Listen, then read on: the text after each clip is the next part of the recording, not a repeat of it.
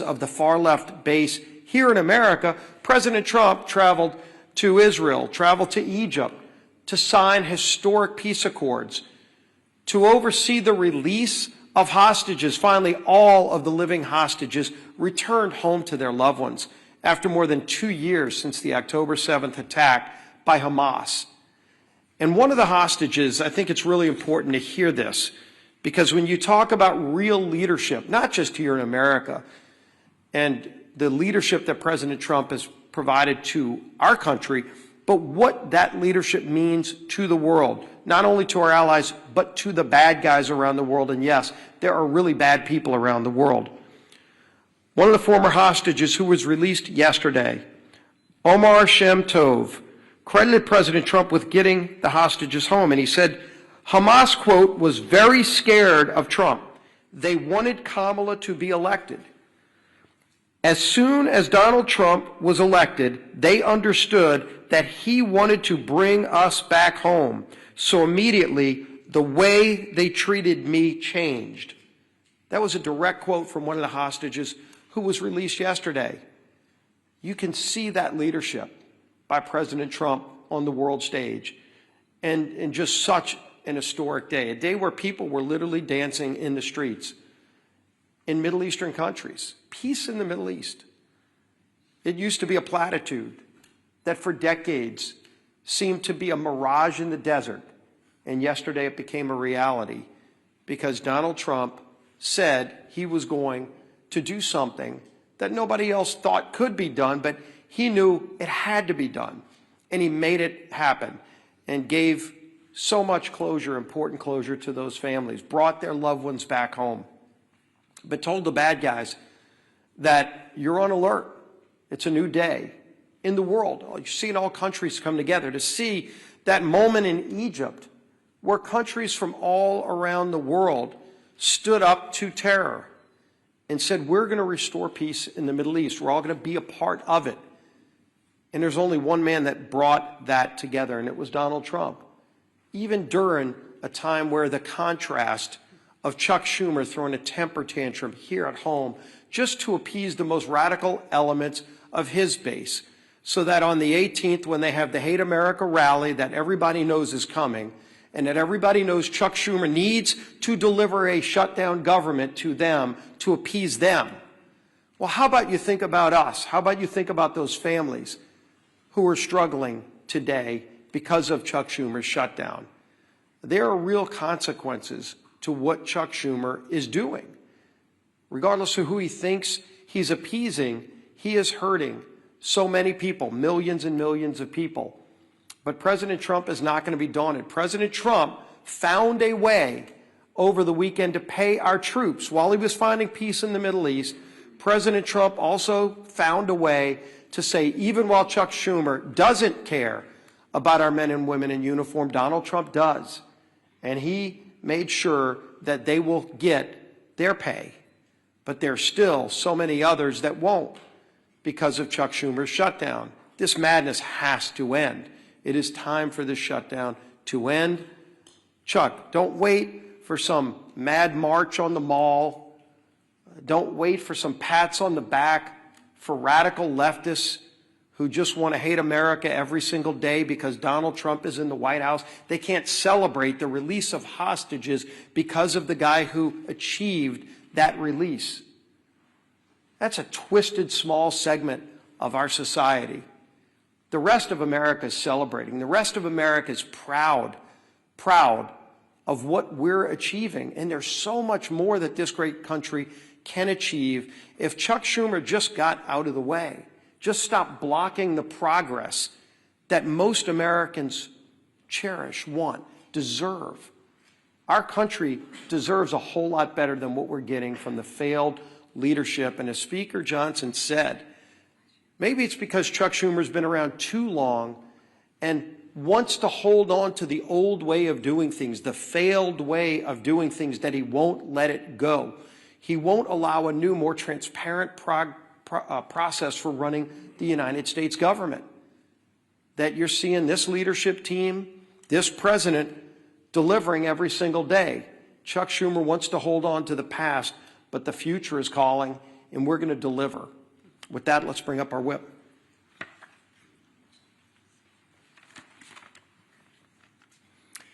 As the Speaker noted, today should be a day of celebration. President Trump achieved a historic peace deal in the Middle East. The last living hostages held in captivity by Hamas have been returned with their families, reunited with their families. Yet, we're all here today marking day 14 of the Democrat shutdown. And to make matters even worse, if the Democrats had things their way, this would also mark the first week that our troops would not receive their paychecks. But thanks to the leadership of our Commander-in-Chief, President Trump, members of the military and their families will not be used as pawns in Chuck Schumer's shutdown game. Come tomorrow, our troops will get paid. But the consequences of the Democrat shutdown are real. And unfortunately, they're only just getting started. OMB has already been forced to lay off its first round of federal workers. It doesn't have to be this way. Chuck Schumer, if you open the government today, this would end. If the Democrat shutdown continues, though, more Americans won't see a paycheck at the end of this month. Benefits like SNAP will be put at risk.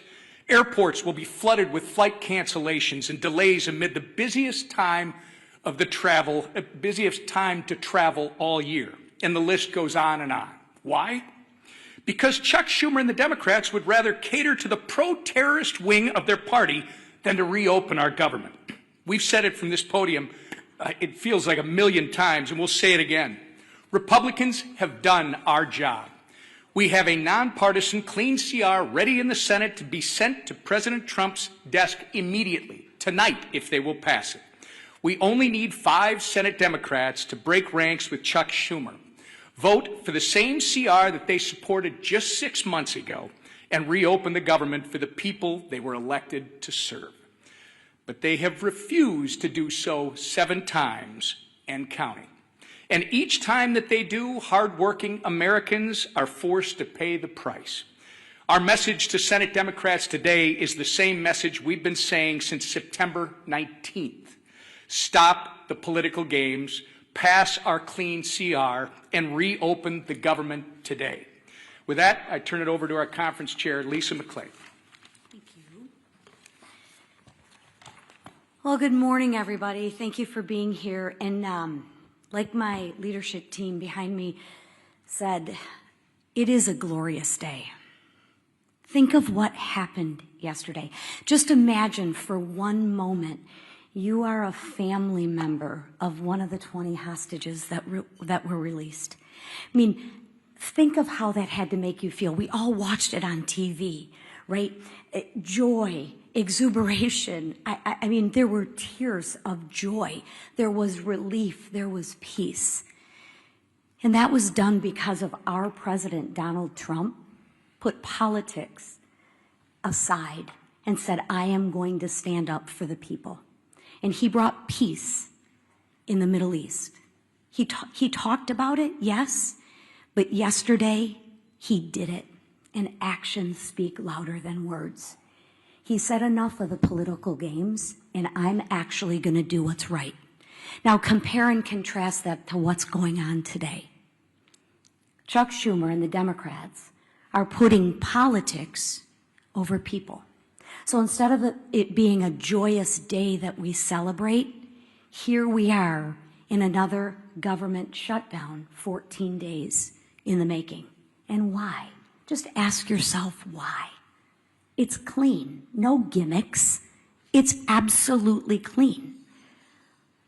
The speaker, the leader, the whip, we all said no gimmicks. Let's not use the American people as a pawn. Let's do what's right. Let's do something different and actually fund the government in the right way. What a concept. And Democrats, my goodness gracious, they absolutely do not want that to happen. Like the speaker said, Chuck Schumer wants all four leaders to get behind the scenes and make a deal. We're not going to do that. That's not how government is supposed to work. And I know I sound like a broken record, but the way to end this shutdown is really, really simple. Pass the bipartisan clean funding bill that the House approved weeks ago. The Republicans voted to keep the government open.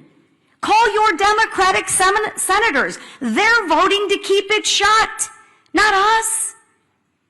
So when you ask what negotiation, there's nothing to negotiate. We already passed. We said yes, right? Democrats won't do it. They'd rather please their radical base than put America first. Listen, I'm grateful to President Trump for finding a way to keep milk flowing to moms and babies through the WIC and paychecks going to our troops. Yes, I'm happy, but that's not going to last forever. Right? So there again, he's even putting people over politics. I mean, come on.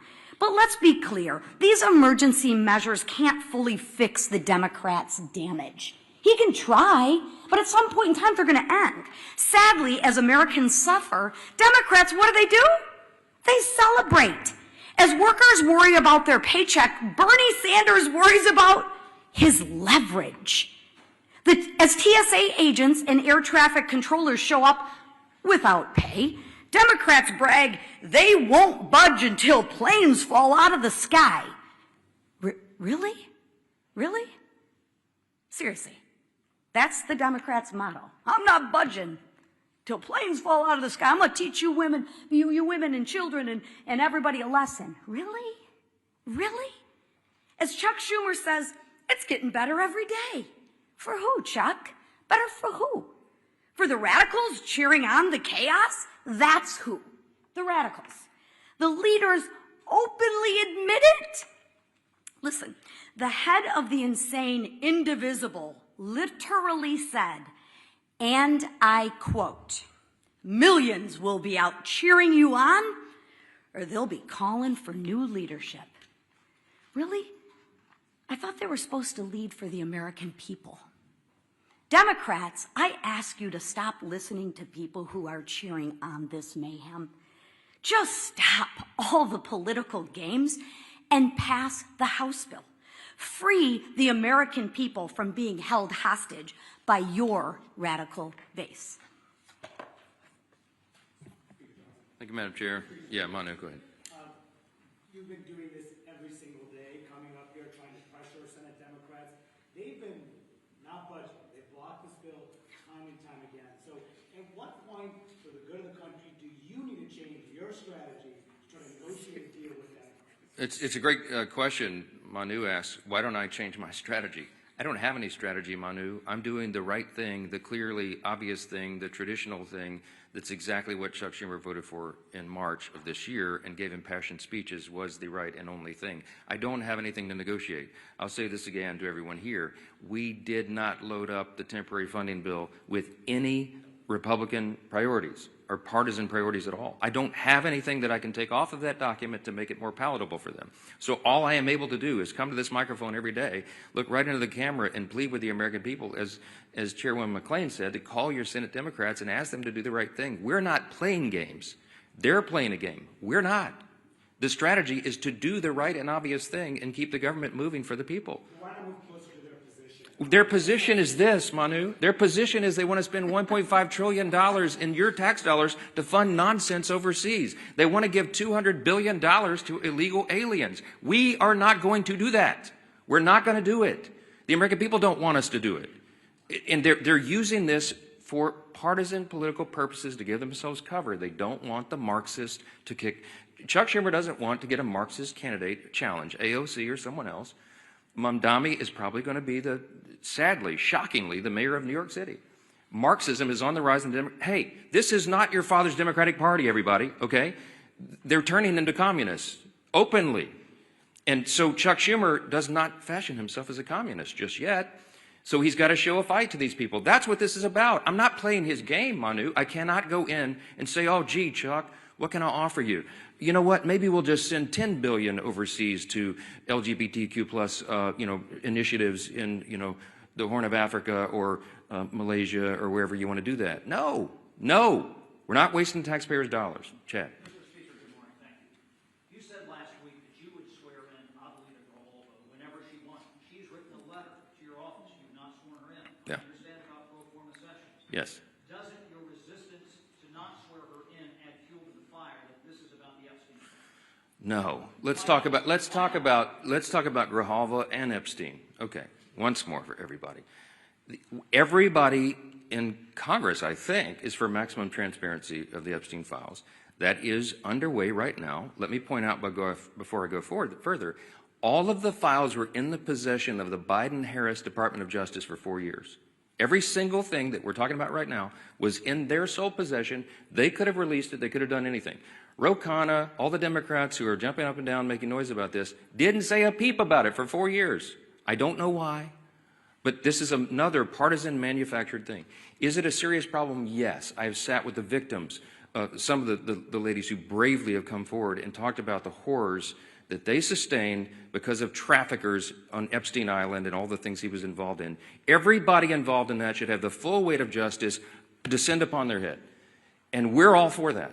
We want every single person who had anything to do with that to be exposed. But there's as many as 1,000 victims estimated. That's what the victims say. There may be 1,000 women who were made to suffer these unspeakable harms because of this. Many of them were underage at the time.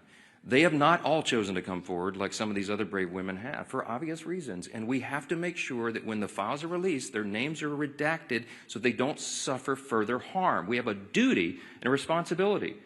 You can't just wave a wand and just, open the floodgates. You have to make sure that the victims don't suffer additional harms. That's all we've said. Let's make sure it's done the right way. That's underway, by the way. The House Oversight Committee asked the Democrats and Republicans on that committee who are working on that vigorously.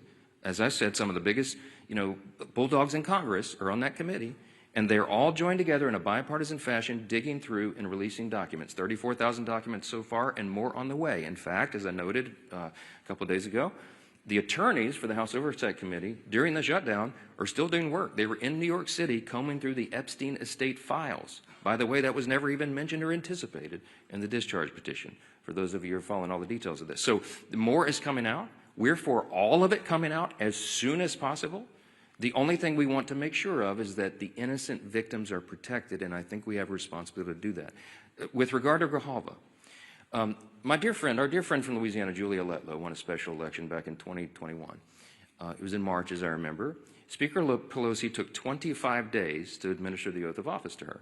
Now, no Democrats, jumped up and down and screamed about that, nor do I recall any Republicans, because everybody understood this is the process of the House. You do it as soon as you're able to do it. Ms. Grijalva won her election, and credit to her. She's going to fill her father's seat. I congratulate her. We're happy for her to serve. I'm going to be happy to administer the oath to her, as I am to every member who wins who is duly elected to this body. It's a great honor. But she won her election after the House was out of session. So we've not had a full session. She deserves to have all the pomp and circumstance that everybody else does. She deserves to have a full House of members and go down and do the speech and have her family and friends in the balcony. That hasn't been scheduled because we haven't had that session yet. As soon as Chuck Schumer opens the government, as soon as Mark Kelly and Senator Gallegos, the two senators from Arizona, Ms. Grijalva's state, will go and join with 3 others and open the government, we're happy. We'll have that as soon as we get back to business. But we have to get back to business. They have to open the government. I don't know how else I can answer that question. Yes, sir. I had some of the planned protest activity this weekend, and in light of some of the images we've seen out of Chicago of federal agents shooting faith leaders with pepper balls and arresting journalists, where's the limit for you on what's acceptable conduct for federal law enforcement, and when is it incumbent on Congress to step up and demand oversight? To demand oversight on federal law enforcement? Well, I've not seen them cross the line yet, and that we have committees of jurisdiction who have that responsibility, but it's not risen to that level. What I've seen is the abuse of law enforcement by radical leftist activists. Most recently, the most threatening thing I've seen yet was the naked bicyclers in Portland who were protesting ICE down there. I mean, it's getting really ugly. They have attacked, physically assaulted officers. People have been arrested, okay? This is serious business. And ICE and the valiant, brave, patriotic Americans who step up to serve in these dangerous law enforcement positions deserve our respect and our support. And any elected member of this body should be vocally supporting law enforcement. You're supposed to be on the side of the good, not the crazy radicals. Look, I was a First Amendment lawyer.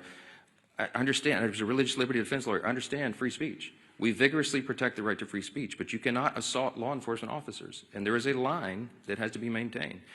It's not risen to the level of Congress yet, but we're watching that closely. And the Republican Party stands for law enforcement. That's where we're going to be. Yes, sir. Yes, sir. What would you say to those who question the legality of the administration repurposing some of those funds to pay military members? Look, my understanding of this is they have every right to move the funds around, duly appropriated dollars from Congress to the Department of Defense. There were some R&D accounts that had not been spent, and that's my understanding is that's the money that's being used to pay the troops right now. If the Democrats want to go to court and challenge troops being paid, bring it, okay? I'm grateful for a commander-in-chief who understands the priorities of the country, the necessity of national defense, and the urgency that we all feel and have voted for 8 times. Republicans have voted in Congress 8 times now between House and Senate to fund the troops and pay federal workers in all these essential jobs and agencies because we understand the necessity of that. Meanwhile, the Democrats voted 8 times to block their paychecks. I'm grateful we have a president who is willing to step up and do the right thing. Thank you all so much.